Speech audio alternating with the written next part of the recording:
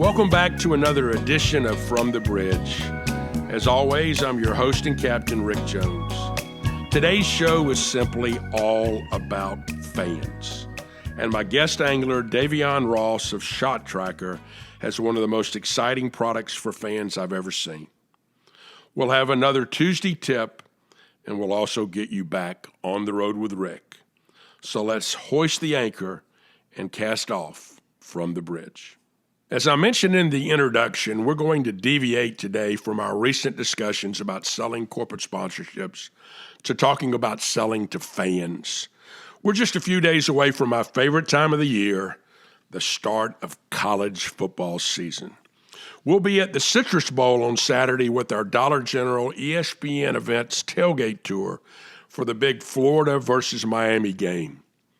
I love college football, with all its pageantry, traditions, and competitiveness. Let me tell you that in college sports, and pretty much in every other sporting or entertainment vehicle, fans pay for everything. I'm like a broken record on this, aren't I?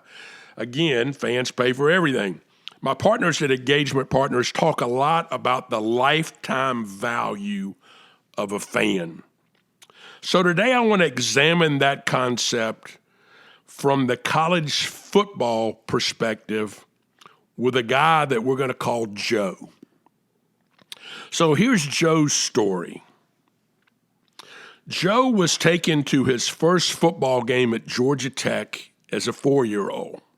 It's a good thing because studies tell us that if you attend a team event before the age of 5, you are more apt to become a lifelong fan of that team. Joe's dad did not attend Georgia Tech, but he was an Atlanta native, and he remembered the great Bobby Dodd era of Tech football and was a lifelong Tech fan. That day, Joe had his first of many chili dogs walking.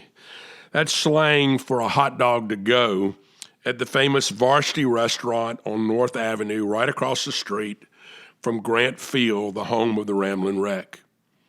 That day, Joe bought his first game program, and he also bought a Coca-Cola and a commemorative logoed plastic cup, which Joe still has to this day in the study of his home. Joe learned all the words to the famous Tech fight song, "I'm a Ramblin' Wreck from Georgia Tech," by age 6, and he attended multiple Tech football, basketball, and baseball games throughout his childhood. He received Tech merchandise and apparel each Christmas and on his birthdays. At age 10, he attended basketball camp at Georgia Tech in the summer, having the opportunity to play games in the historic Alexander Memorial Coliseum. Joe played junior high school and high school basketball and continued to attend Tech games. He had one of his first dates at age 13 when his folks let him bring a girl from his class to the Tech football homecoming game. It turned out that Joe was a great math student, and he knew he wanted to attend Tech to become an electrical engineer. Joe was accepted at Tech and began his college experience as a freshman. He treasured his freshman rat cap and attended every football game with his new friends. After his freshman year, he was asked to join a group of students to help promote Tech athletics to his fellow students, and he loved that experience. Before his sophomore year, Tech's basketball coach, Bobby Crimmins, invited him to be a student manager for the men's basketball team. That team ended up winning Tech's first ACC tournament with Mark Price, John Sally, and Bruce Dalrymple. 2 years later, Joe graduated with honors from Tech and took a job with a large engineering firm in Houston working on oil and gas factory projects.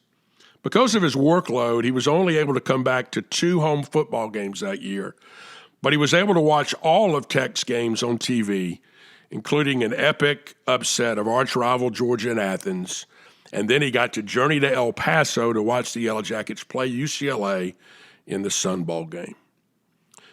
3 years later, Joe took a job with another firm based in Huntsville, Alabama. He then bought his first set of football season tickets and a limited number of basketball games tickets. He took his fiancée, Beth, to see Tech play that year, And their wedding on Sea Island that next summer included a ride in the famous Ramblin' Wreck classic car from the Cloister to the Brunswick airport to leave on their honeymoon. The next year, Joe donated to the Alexander Tharp Athletic Fund for the very first time, and he got better seats.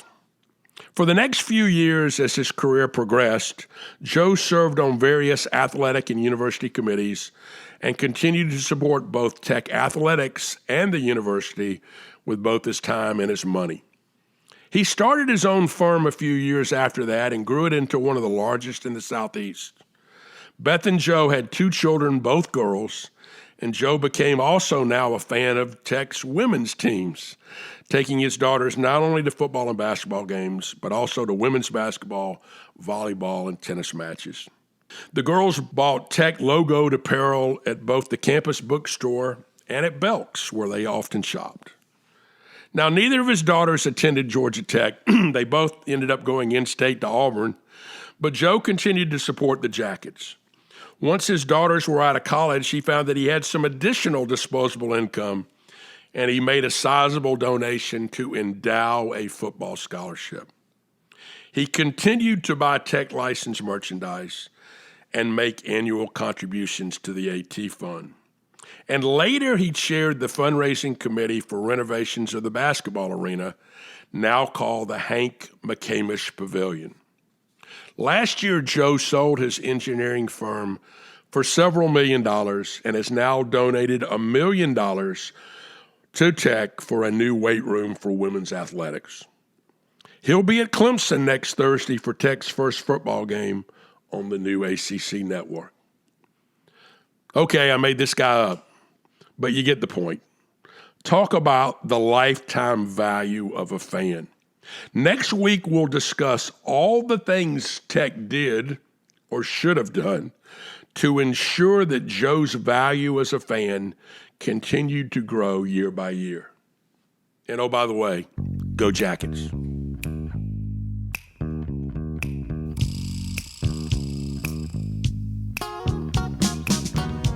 Now, here's today's Tuesday tip. I go to a lot of football games on campuses where I've not been before. So here's a tip of where to park. I'm a Methodist, and on many campuses is the Student Wesleyan Foundation. They usually have a facility somewhere in the heart of the campus near the stadium or the arena. I'll call them up. Tell them that I'm a good Methodist and I'm planning to attend a game there and ask if I can park in their lot with the promise to make a donation to their organization. Usually they not only accept, but they find a way to let me eat at their pregame tailgate party. There are lots of other such organizations with their own buildings and parking lots on campuses. Try it the next time you're heading to campus.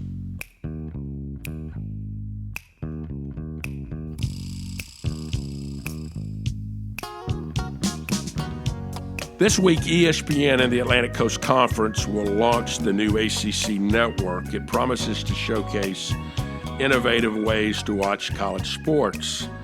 The ACC is a great football conference with national champion Clemson and other great teams and schools, but it's arguably the very best college basketball conference with the best coaches. And speaking of college basketball, today's guest angler is my pal Davyeon Ross of Shot Tracker. Davyeon is the founder and CEO of Shot Tracker, one of the most innovative products for coaches, players, broadcasters, and fans that I've ever seen. Let's welcome Davyeon to the bridge. Davyeon, my man, how are you, and how's life in Kansas City this morning? Man, it's great to hear your voice. I'm doing good. Kansas City is good. It's good to be in Kansas City because I've been traveling a ton, but, life is good, man. I'm blessed and, just grinding through the life of an entrepreneur and a startup. So all in all, I'm doing well. Well, before we talk in detail about Shot Tracker, how about giving the listeners a little bit about your background and what led you to where you are today? Absolutely. So I'm originally from Trinidad and Tobago. I played basketball. I was able to, I got picked up by the Trinidad National on the 19 team. and started to train with them. Got a offer to go play at Benedictine College in Kansas. So got a full scholarship. While I was there, I studied computer science and math. So played basketball, studied computer science and math, which, is just kind of my destiny was shot tracker almost. And when I got out of school, made the decision to not go overseas and take an engineering job. Did multiple things from engineering at Sprint to leading a team at a company called Evergence, where I did software implementations all across the world, Germany, Canada, a lot in the US. And then I started a company by the name of Digital Sports Ventures, which syndicated college sports video. So in our peak, we would work with the broadcast partners, pull down the video, and then syndicate it out. In our peak, we were streaming about 1.2 million videos a day. Doesn't sound like a lot now, but that was in 2008, 2009. And I sold that company to an ad network and, hung out, played a little golf for about a year. And then a buddy of mine called me up and said, hey, how did you track your shots? And you can't really improve what you didn't measure. I'm working out in the backyard with my son. And together, his name is Bruce, together we decided to bring Shot Tracker to market. Well, we met when I was the marketing director for the National Association of Basketball Coaches. And, early on, we really felt like this was just absolutely breakthrough technology, not only for those that play the game and coach the game, but for those that obviously broadcast and watch the game. Explain to folks exactly what Shot Tracker is and how it works. Absolutely. So Shot Tracker is a sensor-based technology that tracks statistics and analytics in real time with sub-second latency, emphasis on the sub-second latency. We have a small sensor that goes on the player's uniform. We have a sensor in the ball, and we found a way to make it imperceptible to the end user. And then we put sensors around the arena, and that allows us to track the player and ball within, 2 to 4 centimeters. And what we do is with that data, so now you're getting the location coordinates, you write all these algorithms, and we can tell you things about the game that someone can't see with the untrained eye. So we can tell you, hey, this team, when they actually make 2 ball reversals and a paint touch, their points per possession is 1.6 versus when they don't. Or, hey, the number of passes. Or, hey, this is how they play screens. Or this is how their defense is. So from our perspective, it's a matter of giving, stats and analytics to players, coaches, fans, you name it. This data is so powerful that, once anybody can consume it and it's a really exciting thing for them to consume, and it really changes how you look at the game, how you watch the game, how you engage with the game in a very substantial way. Well, I know coaches, we've dealt with, guys like Mike Bray and John Calipari and Bill Self who absolutely love it because you're able to do things in practice that you've never been able to do before. Talk about that a little bit. Well, so for Shot Tracker, one of the beautiful things about Shot Tracker is that it could be used in a practice environment. Now, if you think about the game environment, it's just 10 players, 1 basketball, right? So it's a little more, still complex, but much simpler than a practice. In a practice, you have, maybe 18 to 20 players, maybe 15 to 18 basketballs. They're all shooting on 6 different hoops. At BYU, they're shooting on 12 hoops. So 6 to 12 hoops. And you want to know what every single guy is doing. I think that's where Shot Tracker gets to be really powerful, because not only would it track your shooting drills, but when you get to the point where you start actually scrimmaging in practice, it actually populates the box score in an autonomous fashion. So now when you get out of practice, you really know who's performing. And the fact that now we're going to have it in games this year, coaches are going to get the continuity of practice and games. So they're going to know, hey, I've never played this 5 together in practice, but I'm seeing them coming up in a rotation in games. Maybe I need to give them more reps. So there's a lot of information that you're going to provide. And that the other thing that's pretty cool is in practice, we actually, if they have video, we're able to take our detailed stats and integrate it with video so that they get the streamlined experience, and it actually streamlines everything that they do from an operational perspective. So we're really excited to see how people use it in practice and games. All right, let's say that I'm Jay Billis now, and ESPN has access to shot tracker technology. How am I using it? Broadcasting a game. Absolutely. So there's multiple ways you'll utilize it. One of the things that people don't know is that a lot of times in the truck, they're actually looking up stats. They're creating shot charts manually. They're looking for keys in the game. With Shot Tracker, we're able to automatically give you all the shot charts. We're able to give you information and insights that you traditionally wouldn't have access to. These insights via some of the tools that we've built, we're actually looking. So if somebody goes on a run, we're identifying that run and we're identifying what they're doing differently during that run versus what they were doing for the rest of the game.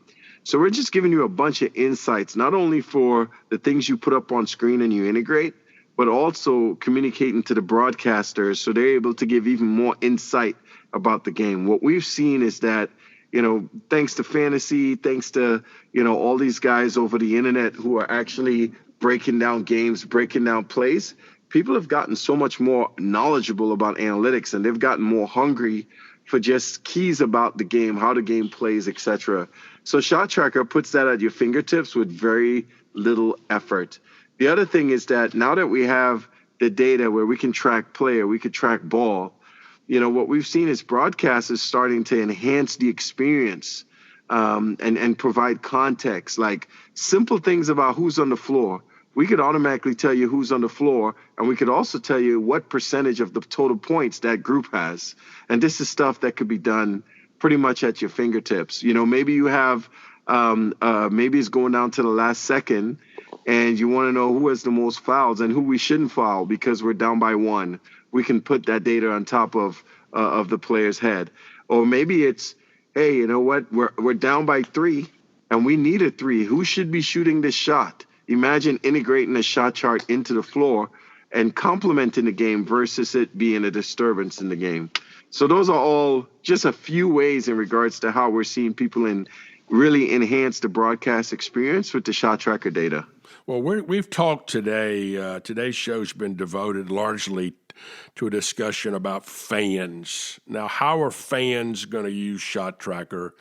We know that we've got to keep people engaged in the arena, and I have to believe this is a wonderful gamification tool for fans as they're watching the game. Oh, absolutely. I mean, once you so the key thing that enables this is the speed of the data, right? So you have sub-second latency. So imagine, in the stadium and you're watching, somebody makes a free throw, and before you can look down to your phone or look at the free throw and look down, it's already updated in the app. So the speed is important. So with that speed, it opens up a whole different realm of gamification that hasn't been done. Whether it's interactive games on the video board where, we have this game called Tic-Tac-Shoot, right, where the fans can actually pick, 3 in a row and for those locations, and we're automatically updating when their team, actually makes shots from those different locations. So you add in this whole level of in-arena game engagement and interactivity. Then, of course, is the opportunity to provide information to the fans just sitting in the palms of their hands via mobile devices, whether that's gamification, whether that's just insights about what's going on in the game. I don't know if you've ever been to a game and literally somebody makes a shot and you're like, man, this dude's on fire. How many threes does he have? Well, now you can actually look that up and also see the shot chart and also see how he scored those threes. I think in the future with 5G and stuff, we're going to be able to bring video down because we already have a play-by-play of all the data. So we're able to imagine having the box score and being able to click on those 5 threes and see those 5 threes, and the game is still going on. So, I mean, we're really excited about what our data brings and how our data can drive a whole level of engagement. And, gamification is a big piece. Getting access to content is a big piece. Getting access to insights. And, of course, like the interactive in-game experience is going to be substantial. Well, let's talk about that other G word that everybody's looking forward to, which is gambling. There's going to be a situation. The NBA is probably the league that is embracing it bigger than anybody else. They realize that, surprise, surprise, people do bet on basketball games. I have to believe this is going to be an unbelievable tool and an essential tool if you're betting on professional basketball games. Yeah, that's a fact. I think the gambling is coming. It's here to stay. It's not going anywhere. They're estimating by 2022. I think there's going to be like 20 to 30 states. So I mean, it's a very interesting topic for us because our data is pretty powerful, but we're also trying to figure out and follow the lead of the associations and the different groups, at least at the collegiate level, in regards to what that's going to mean for college. So it'll be interesting to see at the professional level. Man, it's going to be crazy. I mean, if you think about it, people have been doing this on a professional level for years in Europe. And I think at the Yeah. professional level, I think you just saw, I want to say a couple weeks ago, the NFL and the NHL committed to deals where their data can be used for sports betting. So, I mean, I think it's just a matter of time. And I think the professional level is just definitely going to lead the charge as it relates to the big G word, as you call it, and how this data is going to be utilized for those experiences. Now, I want our listeners to understand this technology is not science fiction. This is something that is being utilized right now. You've already tested this in a couple of NAIA national tournaments. You tested it last year with the Mountain West. You tested it with the Guardians of the Game Classic in Kansas City. Talk about those tests and what you learned. Yeah, absolutely. So, it's a funny story. Like people always see like the success, right? But they don't see like the drama that comes out of it, right? And I remember when we did our first NAIA test, I remember my CTO being up in the governor's suite, literally watching the computer, watching the data come in because it was fickle. It was, and this was what, almost 2.5 years ago. And we would be to the point where he would be there just watching the screen so he could fix it before anybody knows. So, I mean, trust me, we've been battle tested. Having all basketball in the game, that's something new, basketball with a sensor. So we had to go through multiple iterations. So as you mentioned, we did two full NAIAs and one finals just because we were busy last year with a bunch of other deals. We did Michigan State, Ohio State game on CBS. We did the Mountain West Conference tournament.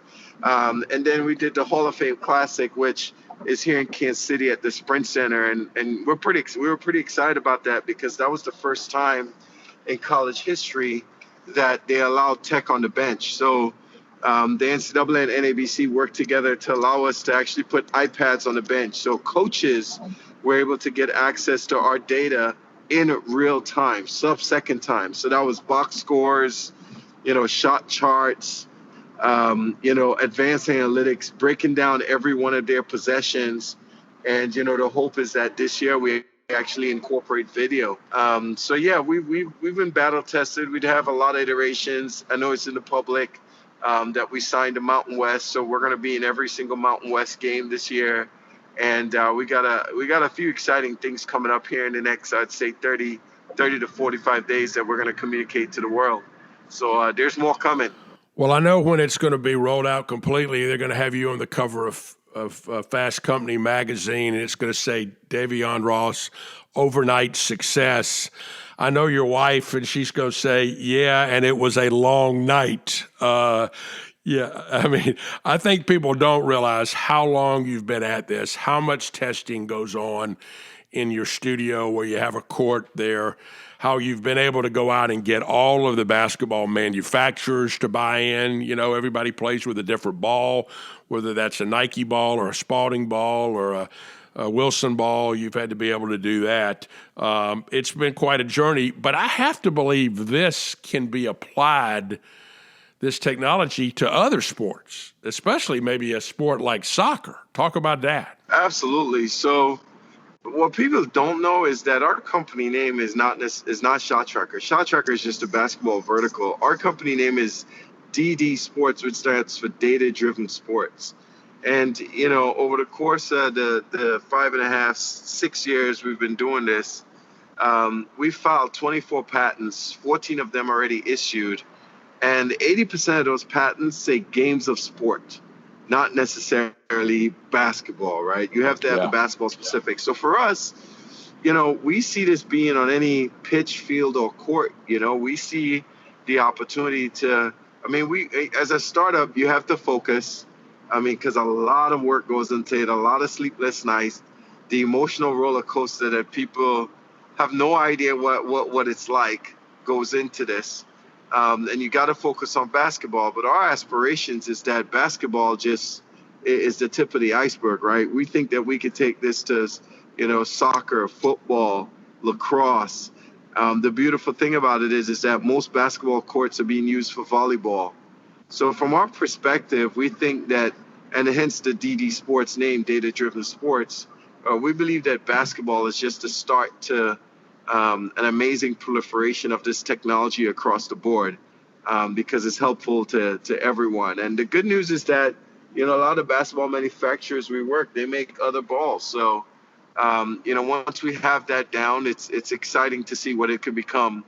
And we're in the process of evaluating where do we go next, how do we make this happen. So it's an exciting time for us. It's also very scary. Well, I know that as a young man that wanted to play college basketball, you'd go in the yard and you'd try to work on your game. Ultimately, you're going to have an app on every smartphone for a kid to go take his ball and go work on his game and get real data and say, this is where you need to improve, this is what you're doing well, here's where you need to build on. And that's got to be very exciting. I think it's going to improve the quality of the game. Absolutely. One of the things that we say is that, kids are training very differently now, right? It used to be, I'm in the backyard by myself shooting, right? But now it's like everybody's going to train and it's 5, 6 kids training at the same time. And those are use cases that, we do really well in, multiple players, multiple balls. So, we have the same, we say shot trackers to gyms as Wi-Fi is to coffee shops. And, we think it's going to be one of those situations where in the future people go to whether it's their high school, AAU, college scrimmages, get access to this data. And then what happens is that they're able to go and look and see how they perform. We have a lot of college teams doing that today.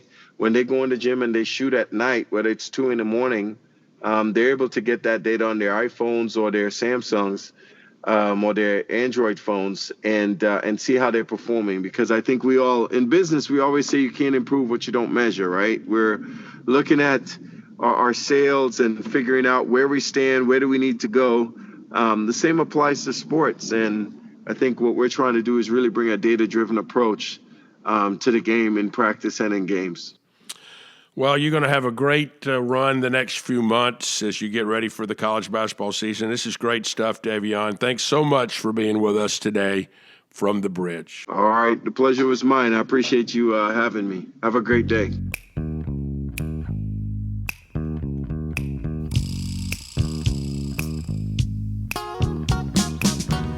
Let's close today's podcast with another segment of On the Road with Rick.